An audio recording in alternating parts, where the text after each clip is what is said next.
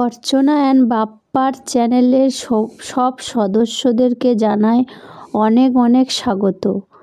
বন্ধুরা, তোমরা সবাই কেমন আছো? আশা করছি তোমরা সবাই খুব ভালো আছো।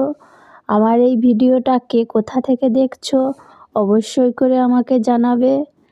আর দেখো বন্ধুরা, আজকের আমি কি রান্না করছি।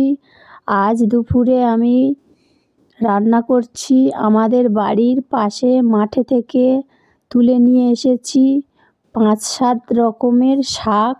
সব রকমের শাক তুলে নিয়ে এসে ভাজা করছি।